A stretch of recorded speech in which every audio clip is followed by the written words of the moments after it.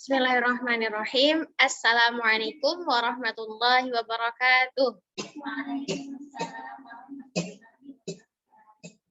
Alhamdulillahirabbil alamin wassalatu wassalamu ala asyrafil anbiya'i wal mursalin wa ala alihi wa sahbihi ajma'in. Rabbi shrah li sadri wa yassir li amri wahlul 'uqdatam min lisani yafqahu qawli. Bagaimana kabar teman-teman semuanya?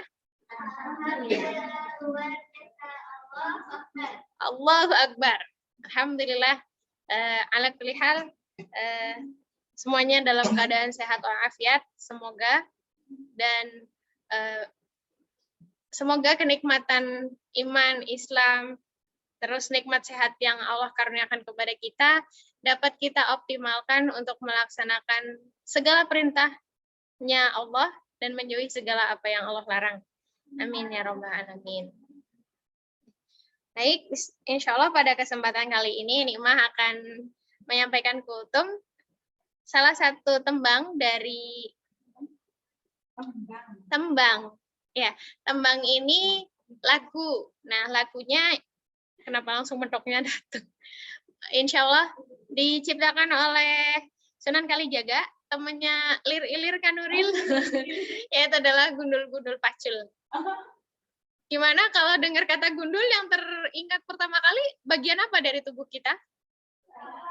Iya, betul sekali ya. Jadi ada makna yang begitu mendalam ketika mendengar kata gundul-gundul pacul ini, yaitu tadi benar kepala yang ada di tubuh kita gitu. Dan di lagunya kalau dilanjutin itu adalah gundul-gundul pacul gembelengan. Nah, kalau bahasa Indonesia itu artinya pacul itu cangkul ya teman-teman. Jadi gundul-gundul cakul sembrono. Itu kalau diartiin ke bahasa Indonesia nggak lucu sih sebenarnya, tapi ya takutnya ada yang nggak ngerti gitu ya. Jadi saya artikan ke bahasa Indonesia gitu. Nah, di lirik keduanya yaitu nyunggi-nyunggi wakul kul gembelengan. Membawa bakul. Bakul ini kalau teman-teman dulu sebelum punya rice cooker itu punya wadah nasi yang gede itu. Nah, itu namanya bakul ya, atau biasanya dipanggilnya sangku kalau di Jawa.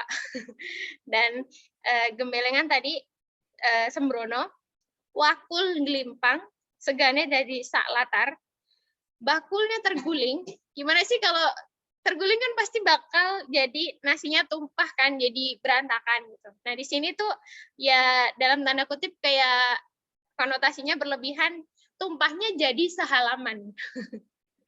Terus wakul melimpang segane jadi sak latar, tadi ya jadi sehalaman. Nah, gembelengan ini kalau di bahasa Jawa bocah cilik gembelengan gitu. Itu kalau di bahasa Indonesia kan itu anak kecil kok sudah sembrono, neko-neko gitu ya. Ya betul, katakan pecicilan.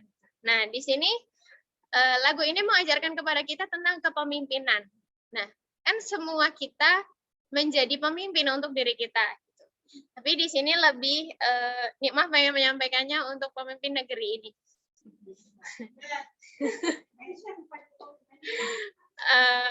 Jadi kesombongan yang dimiliki oleh para pemimpin itu kan gundul itu kepalanya ya. Kepalanya itu jadi kehormatannya.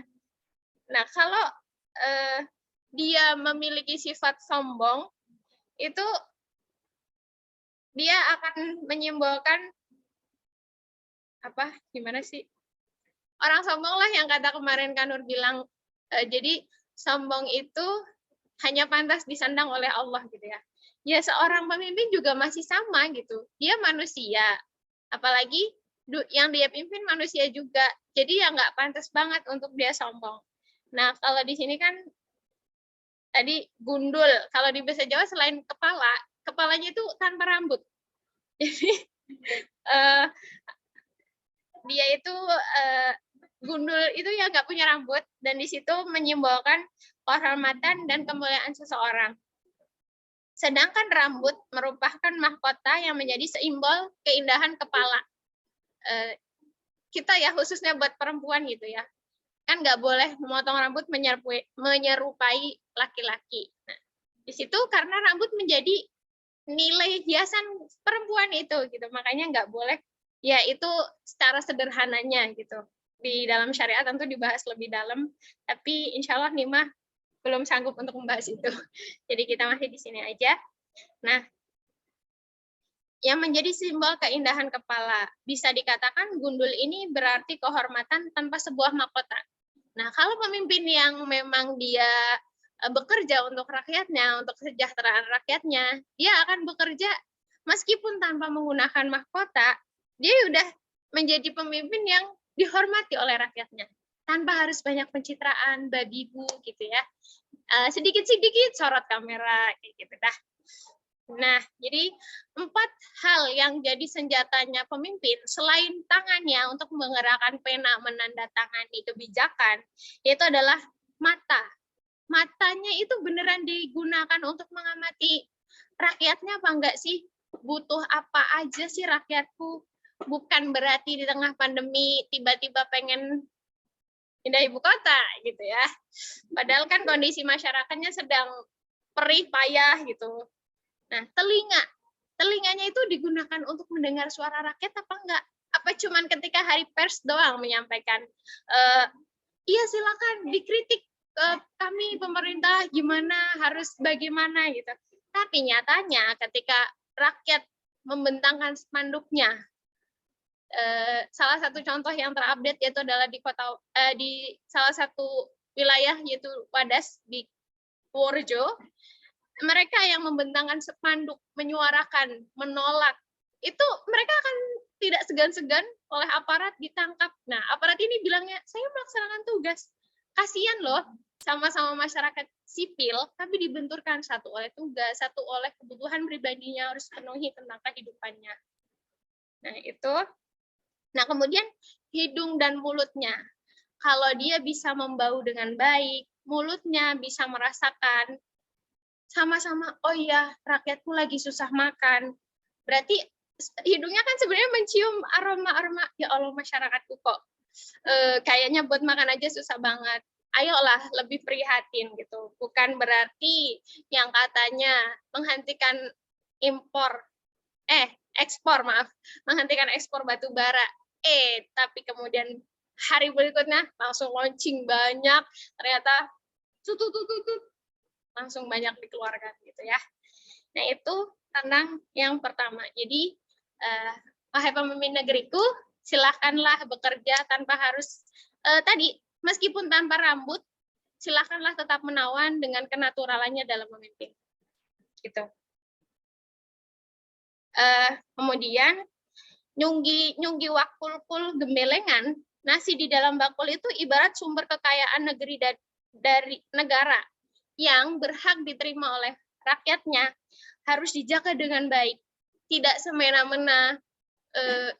Ya kita buka tambang batu andesit di sini untuk pembangunan Wadas. Ya, untuk pembangunan bendungan di salah satu wilayah namanya Wadas. Kayak gitu, ya harusnya memikirkan apakah efek nantinya jadi tereksploitasi, terus tanah mencemari lingkungan apa enggak sih, ada zat sisanya. Nah, masyarakat yang akan tergusur, apakah terjamin nantinya bisa mendapatkan kehidupan yang semakmur yang sekarang mereka terima gitu. Jadi, wahai pemimpin, jaga baik-baik amanah kekayaan alam ini gitu ya. Memang yang memanfaatkan ya masyarakat, yang dapat manfaatnya masyarakat, tapi lagi-lagi perlu dipertimbangkan lagi, jangan terlalu buru-buru, jangan tadi neko-neko kayak, iya nih biar nanti suplai airnya pas kekeringan, nggak kekeringan. Tapi apakah betul? Tapi nyatanya di wilayah sana, dekat-dekat yang mau nantinya dialirin dari bendungan itu, mereka seringkali kekeringan. Gitu. Dan banyak pemimpin yang lupa kalau sedang mengemban amanah pentingnya sebagai pembawa kemakmuran masyarakatnya gitu. Jadi kayak ya kemakmuran masyarakat harusnya jadi dia yang menopang dan biar tersebar gitu, nggak kesenjangan sosial malah makin mengerikan gitu. Yang tinggi tinggi banget, yang di bawah ditindas semangat kekurangan